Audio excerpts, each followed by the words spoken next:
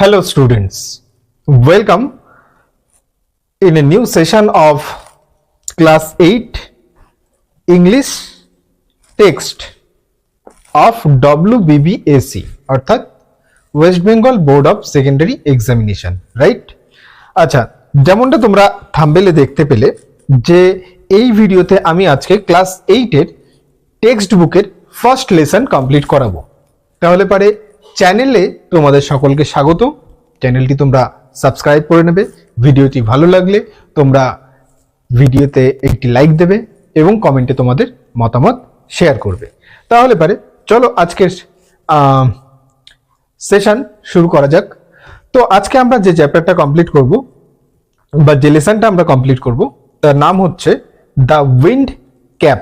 The wind cap, right? Okay, fine. Next হচ্ছে কে লিখেছেন, writer হচ্ছে JANE অর্থাৎ এর প্রোনাউন্সিয়েশন হচ্ছে জানে, আবার এর প্রোনাউন্সিয়েশন হচ্ছে জেন। সো আমরা আমাদের প্রোনাউন্সিয়েশনটা মেন প্রোনাউন্সিয়েশনটা হচ্ছে রিজিয়ন ওয়াইজ বা মানুষের যে টাং টুইস্ট সেটার অনুযায়ী মানুষ প্রোনাউন্সিয়েশন করে। তো একটা রাইট প্রোনাউন্সিয়েশন থাকে, তাই মানে এই নয় যে তার অন্য কোনো প্রোনাউন্সিয়েশন হতে পারে না। তো JANE যেমন জেন হচ্ছে তেমনি JANE জানেও হচ্ছে, রাইট? আচ্ছা, জানে ইয়োলেন হচ্ছে আমাদের আজকের টেক্সটের রাইটার। টেক্সটের নাম হচ্ছে the wind cap, right? Okay, fine. তাহলে পরে আমরা এখন লেখকের পরিচিতি দিয়ে শুরু করব। Jane Hyatt Yolen 1939। Jane Hyatt Yolen 1939। তিনি 1939 অর্থাৎ 1939 খ্রিস্টাব্দে জন্মগ্রহণ করেছেন। Is an American author and editor of folklore. Folklore মানে হচ্ছে লোককাহিনী। ফোল্কলোর মানে হচ্ছে লোককাহিনী। ফ্যান্টাসি মানে হচ্ছে কল্পকাহিনী। কল্পকাহিনী মানে যেগুলো কল্পনার দ্বারা ভাবা হয় কোনো কাহিনী, তার সাথে বাস্তবের মিল প্রায় থাকে না বললেই চলে। সায়েন্স ফিকশন মানে হচ্ছে সায়েন্সের উপরে ভিত্তি করে বিভিন্ন ধরনের কাল্পনিক ভাবনা। যেমন সায়েন্সকে কেন্দ্র করে আমি ভাবতে পারি, যেমন কোই মিল গয়া যে ফিল্মে দেখিয়েছে জাদু আসছে, সেরকম ধরনের সায়েন্স ফিকশন। এগুলো হচ্ছে বিজ্ঞানকেই ভিত্তি করে হায়ার লেভেলের অ্যাডভান্টেজের উপরে কিছু ভেবে ফেলা, ঠিক আছে? যেগুলো হয়তো করা প্রায় সম্ভব নয় বা করতে গেলেও হয়তো আরো অনেক বেশি সময় লাগবে, বা ঠিক যেরকম ভাবনার মধ্যে, যেরকম সায়েন্স ফিকশনের ভাবনার মধ্যে যেরকমটা ভাবা হচ্ছে হয়তো বাস্তবে ততটা করা সম্ভব নয়। ক্লিয়ার? আচ্ছা, নেক্সট হচ্ছে কি বলেছে, তাহলে পারে তিনি হচ্ছেন একজন আমেরিকান অথর এবং এডিটর। তিনি ফোল্কলোর, ফ্যান্টাসি, সায়েন্স ফিকশন এবং চিলড্রেন্স বুক তিনি লিখেছেন। বোঝা গেল? Clear? Okay, next, she has written over 280 books. She has written over 280 books. তিনি প্রায় 280টির বেশি বুকস লিখেছেন। The best known of which are Holocaust novella and the Devil's Arithmetic। এইগুলো হচ্ছে তার বিভিন্ন লেখালেখির মধ্যে শ্রেষ্ঠ যে নিদর্শন রয়েছে, সেরকমই দুটো বুকসের নাম দিয়েছে এখানে, হলোকাস্ট নোভেল্লা আর Devil's Arithmetic. The Holocaust novella and the Devil's Arithmetic. Clear? The present text is an edited version of her popular short story of the same name. তাহলে পারে বর্তমানে আজকে আমাদের যে টেক্সটটা, সেই টেক্সটটা হচ্ছে তার edited version of her popular short story. তারই শর্ট স্টোরি সেম নেমে, সেই মানে তিনি এই নামেই শর্ট স্টোরি প্রকাশিত করেছিলেন, সেটাই এখানে তুলে ধরা হয়েছে, সেটারই এডিটেড ভার্সন হচ্ছে আজকের টেক্সট। ক্লিয়ার? তাহলে পরে আমাদের টেক্সটের শুরুতে আমাদের দুটো কোশ্চেন দিয়েছে, আমরা ফার্স্ট কোশ্চেনটাকে একটু ক্লিয়ার করার চেষ্টা করব বা কোশ্চেনটাকে একটু বুঝে নেওয়ার চেষ্টা করব। Do you think living on a ship on the sea is more enjoyable than living on land? মানে বলেছে যে তুমি কি বিশ্বাস করো বা তুমি কি মানো বা তুমি কি এটা ভাবতে পারো যে একটা সমুদ্রের মধ্যে একটা শিপে বসবাস করা ল্যান্ডের উপরে বসবাস করার চেয়ে বেশি আনন্দদায়ক, বেশি এনজয়েবল? বোঝা গেল? মানে আমরা যারা এই যে সমতল ল্যান্ডে বসবাস করছি, এখানে বসবাস করাটা বেশি এনজয়েবল নাকি সমুদ্রের মাঝে জাহাজে বসবাস করাটা বেশি এনজয়েবল? এটাই কোশ্চেন। ক্লিয়ার? আচ্ছা, নেক্সট 2 নাম্বার কোশ্চেনে কি বলেছে? How do you think our lifes would change if we have magic power to control the weather? তাহলে তুমি হাউ ডু ইউ থিঙ্ক, তুমি কি ভাবো আওয়ার লাইফস উড চেঞ্জ, আমাদের জীবনশৈলী কি পরিবর্তিত হতে পারে বা পরিবর্তন হতে পারে if we have magic power to control the weather? যদি আমাদের কাছে ওয়েদারকে কন্ট্রোল করার যে সিস্টেম বা যে ম্যাজিক সেটা যদি থাকে, তাহলে পারে আমাদের লাইফ কি চেঞ্জ হতে পারে বা আমাদের লাইফের কোনো পরিবর্তন আসতে পারে? তো এবার আমাদের মূল টেক্সট শুরু হচ্ছে। আমরা এই কোশ্চেন দুটোর আনসার আমরা টেক্সট পড়তে পড়তে পেয়ে যাব। তাহলে পরে আমরা টেক্সট শুরু করি, রাইট? আচ্ছা, let's start the read. There was once a lad who wanted to be a sailor, but his mother would not let him to go to the sea. There was once a lad who wanted to be a sailor, but his mother would not let him go to the sea. অর্থাৎ একদা, lad মানে হচ্ছে বালক, তাহলে একদা সেখানে, দেয়ার ওয়াজ অর্থাৎ একদা সেখানে, দেয়ার ওয়াজ ওয়ান্স মানে একদা সেখানে ছিল কি? ল্যাড, একটি বালক, যে হু ওয়ান্টেড যার ইচ্ছা ছিল, টু বি আ সেইলার মানে হচ্ছে নাবিক, তাহলে যার ইচ্ছা ছিল টু বি অর্থাৎ হওয়ার, কি হওয়ার? সেইলার হওয়ার ইচ্ছা ছিল, ঠিক আছে? বাট হিজ মাদার, কিন্তু হিজ মাদার তার মা, উড নট লেট হিম তাকে যেতে দিত, would not let him go to the sea তাকে সমুদ্রে যেতে দিত না। His mother would not let him go to the sea অর্থাৎ তার মা তাকে সমুদ্রে যেতে দিত না। Child, what do you know for sailing? সেই বাচ্চাটিকে বলতো তার মা। চাইল্ড অর্থাৎ বাচ্চা বা ছেলে বা বালক, যাই বলো না কেন, তুমি সেইলিং অর্থাৎ নৌকা চালানো বা জাহাজ চালানো সম্পর্কে তুমি কি জানো? What do you know of sailing, তুমি সেইলিং এর সম্পর্কে কি জানো, তুমি জাহাজ চালানোর সম্পর্কে কি জানো? তার মা তাকে বলতো। শি উড সে, তার মা তাকে বলতো, right? Okay. You are a farmer's son, you know the turn of the season and the smell of the soil, but you don't know the sea. তাহলে তার মা তাকে কি বলতো? যে তুমি নৌকা চালানো সম্পর্কে, তুমি জাহাজ চালানো সম্পর্কে তুমি কি জানো? তুমি জানো না, তুমি হচ্ছ একটি ফার্মারের ছেলে। ইউ আর এ ফার্মার্স সন, তুমি হচ্ছ একটি ফার্মারের ছেলে। You know the turn of the season, তুমি জানো কিভাবে ঋতু পরিবর্তন হয়। and the smell of the soil, তুমি সয়েলের স্মেল জানো অর্থাৎ মাটির গন্ধ জানো। but কিন্তু you don't know the you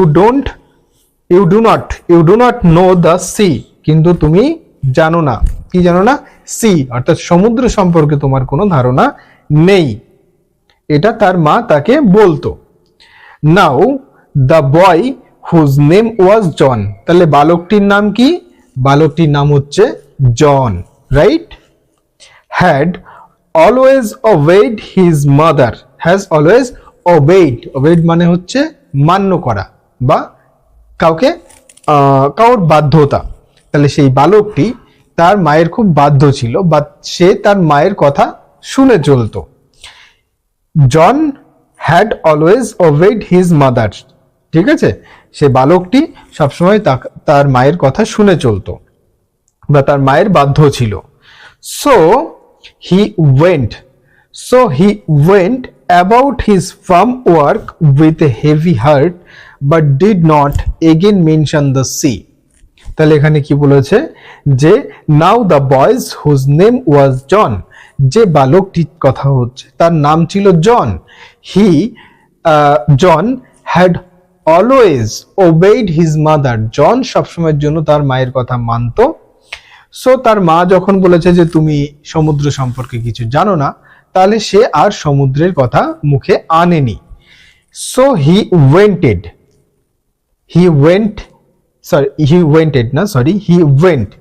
went মানে সে গিয়েছিল। কোথায় গিয়েছিল? He went about his farm work, সে তার ফার্মের ওয়ার্ক অর্থাৎ সে তার মাঠের কাজে, কৃষি কাজে, ফার্মারের ছেলে, সো সে তার খামারের কাজে গিয়েছিল।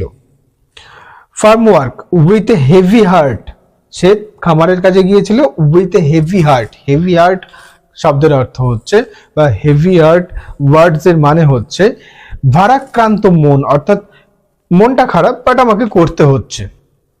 মনটা আমার হ্যাপি নেই, মনটা আমার একটু খারাপ রয়েছে, তারপরে আমি করছি কোন একটা কাজ, সেরকম একটা অবস্থা। তো সে মন খারাপ অবস্থাতে সে খামারে বা তার মাঠের জমিতে সে গিয়েছিল কাজ করতে। Clear? But did not again mention the sea, কিন্তু যেহেতু তার মা একবার বারণ করেছে, তার জন্য সে কিন্তু সমুদ্রের কথা আর দ্বিতীয়বার কিন্তু তার মুখে আনেনি বা সেই সমুদ্রের কথা সে মেনশন করেনি। One day he had been walking behind the plow, একদিন সে লাঙ্গলের পিছু পিছু হাঁটছিল। He all but ran over a teeny green turtle on a clod of dirt.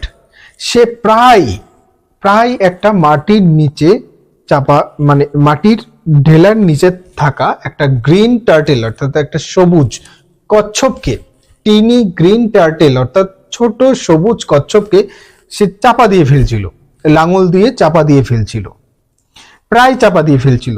ঠিক আছে? হি অল বাট মানে প্রায়, ঠিক আছে? কোনো কিছু ঘটার মানে ঘটতে ঘটতে বেঁচে যাওয়া মানে হতে হতে না হওয়া, সেরকম একটা ব্যাপার। হি অল বাট রান ওভার মানে চাপা দেওয়া। আর টিনি গ্রিন টার্টেল, আর ছোট গ্রিন অর্থাৎ সবুজ টার্টেল মানে কচ্ছপ, on a clod of dirt মানে হচ্ছে ডার্ট মানে এখানে মাটিকে বুঝিয়েছে, যেটা ময়লা অর্থ ব্যবহার করা হয়। আর ক্লড মানে হচ্ছে জমাট বেঁধে থাকা, অর্থাৎ আমরা যদি মাটি অর্থে যদি এর অর্থটা ব্যবহার করি তাহলে আমরা দেখতে পারবো মাটির কোনো ডেলার কথা বলছে। ঠিক আছে? He picked the turtle up and sat on it. He picked the turtle up and set it on his head where he knew it would be safe. তাহলে এখানে ব্যাপারটা কি বলেছে? হি পিকড, সে গ্রিন টার্টেলটাকে তুলে নিল। He picked the turtle up, সে উপরে তুলে নিল। And set it on his head, এবং সে তাকে এটা তার মানে সে ওটাকে তার মাথার উপরে বসালো। Where he knew it would be safe, যেখানে সে জানতো সেই টার্টেলটা সব থেকে বেশি সেফ থাকবে, কারণ সে তো মাঠে চাষ করছিল, সেখানে কোথাও রাখা যাবে না, তো সে তার মাথার উপরে বসিয়ে রেখেছিল এবং মনে মনে ভাবলো সে তার টার্টেলটা অর্থাৎ কচ্ছপটা তার মাথার উপরেই সব থেকে বেশি সেফ থাকবে। আচ্ছা, তারপরে কি বলেছে, when he was done the plowing when he was done with plowing, John plucked the turtle. যখন তার প্লয়িং অর্থাৎ লাঙ্গল দেওয়া শেষ হলো তখন সে প্লাকড অর্থাৎ সেটাকে তুলে নিল, মাথার উপর থেকে তুলে নিল। জন plucked the turtle from his head, তার মাথার উপর থেকে তুলে নিল। To his utter surprise, to his utter মানে হচ্ছে সম্পূর্ণ, to his utter surprise, he found that it had turned into a teeny green fairy man who stood upon his plum and bowed. So সে দেখলো যে সে যখন সেই green কচ্ছপটাকে তার হাতে নিল তো সে দেখলো যে সেই কচ্ছপটা একটা ফেরি ম্যান, একটা পরী মানুষে পরিণত হয়েছে এবং তার সামনে দাঁড়িয়ে নতমস্তকে সে অভিবাদন জানাচ্ছে। I thank you for your kindness. Tell me your heart desire and I will grant it to you for saving my life, said the fairy. তো এখানে এই যে পরী মানুষটা ইনি বললেন যে তোমাকে আমি ধন্যবাদ জানাচ্ছি, তোমার হার্টের ডিজায়ার অর্থাৎ তোমার হৃদয়ের কি ইচ্ছা আছে বলো, আমি সেটাকে ফুলফিল করব।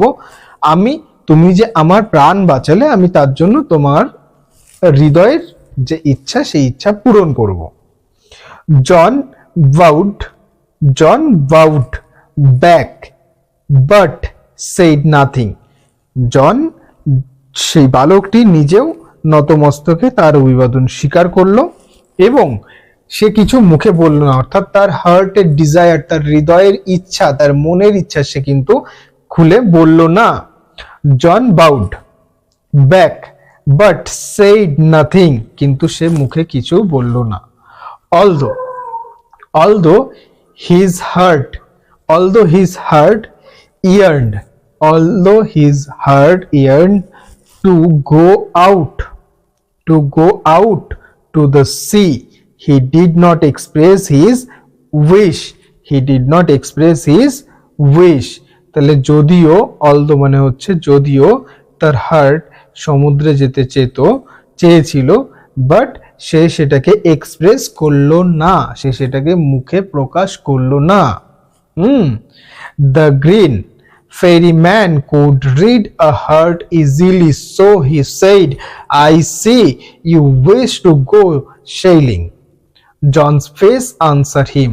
So সেই যে গ্রিন ফেরি ম্যান, সেই যে সবুজ যে পরী মানুষটা, তার ক্ষমতা ছিল সে মানুষের মুখ দেখে, সে মানুষকে দেখে সেই মানুষের হার্টের ডিজায়ার বা তার সেই হৃদয়ের কামনা সে সেটাকে বুঝতে পারতো।